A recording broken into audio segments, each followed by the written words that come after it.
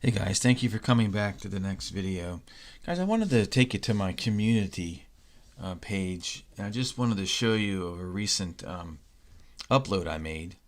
And please check my community page. I usually put a lot of just minor updates for things that are going on when I don't really have time to make a video. But I want to show you something that a friend of mine, his name is Dan, and I have been toying around with, believe it or not, a full-blown schedule of events for the harvest. And of course, here's the update right here. Of course, I know, we all know that no one knows the day or the hour the Lord's going to come for us. No one knows exactly when any of this is going to begin. The Lord has told nobody, as far as I can tell. There's no prophet that actually knows the exact details of a starting date, a date for an asteroid, a date for this, a date for that. However, back in December, I kind of got a sense there was many prophecies that came out from a few folks that I thought seemed imminent. I'm not going to name names because it may sound like I'm trying to implicate somebody, but they were all wrong. But at the same time, they felt correct and right. And so out of that came, let me go ahead and show you the document. You guys can download this. Out of that came an understanding that that maybe the dates that were given, the events, the prophetic words that were given in December, was really code for December being the 12th month, was really like a code, like a correlation for Adar, the 12th month of the Hebrew year. So let me give you an example. So if we go back to 2020 and we go to January, so this is, I'm sorry, December. This is Christmas of last year. So there seemed to be a lot of prophetic words that came out in December from a few targeted folks. And so like if something came out that said December 16th, the escape of the innocents is going to occur, or something to that effect, then obviously December 16th came and went. December came and went for everything, and nothing really happened prophetically. But the thought is that this 12th month, that the dates given in the 12th month possibly could correlate to the 12th month. Here's the 12th month here of the Hebrew year. So December 16th would correlate to Adar 16. So that's essentially how this began. This is an exercise in just a what if. There is no one is stating, myself or my friend, we're not stating we have this nailed down. However, we were seeing a pattern where multiple how do I put this, prophecies over the years had a December theme to them. So it seemed like a lot of things was layering on top of each other. So what you can do is you can download this document. You can see we even have today as a date for events. You guys can read this. Know that Michael from Triple Grace, he didn't say February 14th, but we took his prophetic words, and he didn't say X was going to happen on that day. But when you read it and you apply this conversion, it seems to make sense that the Lord could be telling us something. Could be. We don't know that he is. So take this to the Lord. But I want to go to a specific day that I feel literally jumped off the page at me. So I'm assuming that these events are going to get rolling here literally now.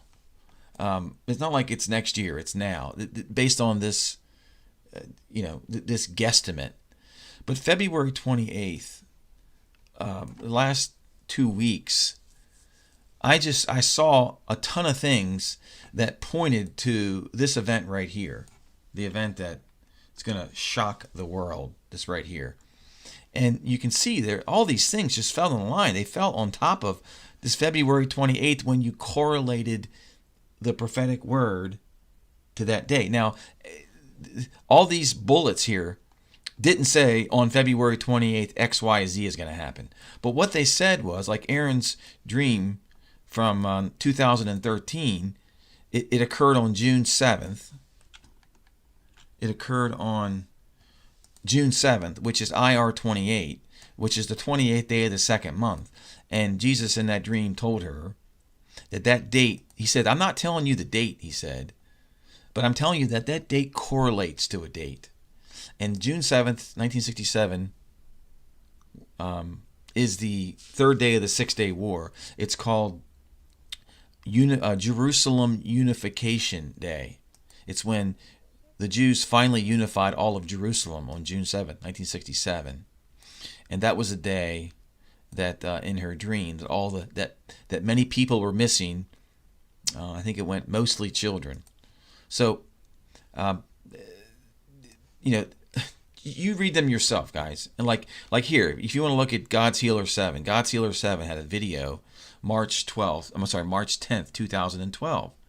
It was on 8R6. Let me just show you how I stumbled across this. So before I go into that, a couple things, when I first saw these things, I'm like, hey. So I started looking around at other things, and that's how this came about. So if I go here, if I go to God's 7, and I go into Purim,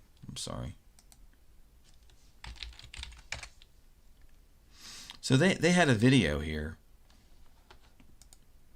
Brother Dan got a word here. You guys can go to his video and you can look at it right there.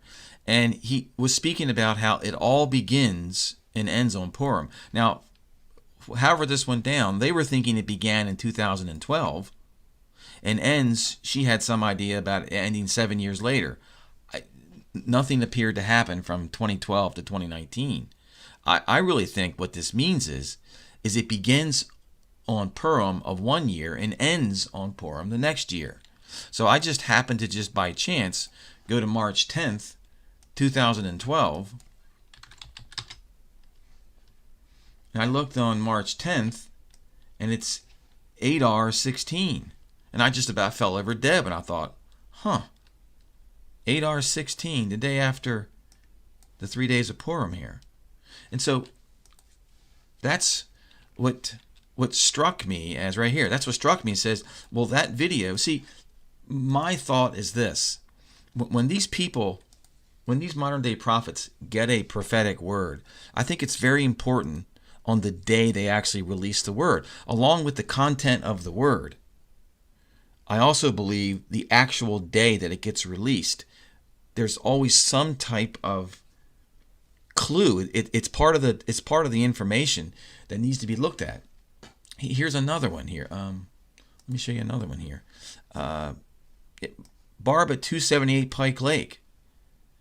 She had a word called "No Child Left Behind," and she gave it on December 15th, 2015. December 15th. That's 8R15. Okay, it's one day off. Close enough. Wendy Lee, she had a prophetic word about the little ones being taken. December 17th. So you can see December 17th is 8R17 if you convert it, correlate it. December 15th is 8R15. Dan had this given on March 10th, 8R16. Michael from Triple Grace had December 16th as a day the little ones would be taken, correlated to 8R16. Aaron from Sparrow's Cloud 9, June 7th, is IR28, February 28th, 8R16. It's just, there's 5 of them there. 5 data points, 1, 2, 3, 4, 5, that all point to 8R15, 8R16, and what's occurring during 8R? It's Purim. 8R16 is the day after the 3-day festival of Purim. And that's exactly what Dan got. It begins and ends on Purim. Now, I think it was a mistake to say it was 2012 and 2019. So you've heard me talk about this idea of everything lasting 1 year. And, I did this document the other day, and I was talking about how that scripture points to 6 things that are 1 year long. The 1 year warning for the lukewarm woman, Isaiah 32, a year of recompense where Jesus gives payback for good and bad works, a year for the redeemed, a year for the Lord's favor, a year for the menorah on Jesus' parable of the fig tree, and then Baruch's 49-week period of tribulation, which some may take that to be 2 sets of 7 years. I see it more of 7 sevens. But anyway, you can see this document here. I think this year of recompense. See, the one thing about Purim is it's the day of vengeance that was supposed to be a day where vengeance was going to be taken against the Jews. But Esther went in to see the king and reversed that decree and had another decree where the Jews could take vengeance back on Haman and the Persians. So I see this year of recompense possibly beginning or starting. That's prophesied 6 different areas here. This 1 year is going to happen at some point. And it's at the 6th seal or before the 6th seal, that this 1 year may be from Purim to Purim. And that's why Brother Dan got this thing. It begins and ends on Purim, because it's a 1 year time frame of beginning and ending on Purim, which starts the 13th day of Adar, which is February 25th.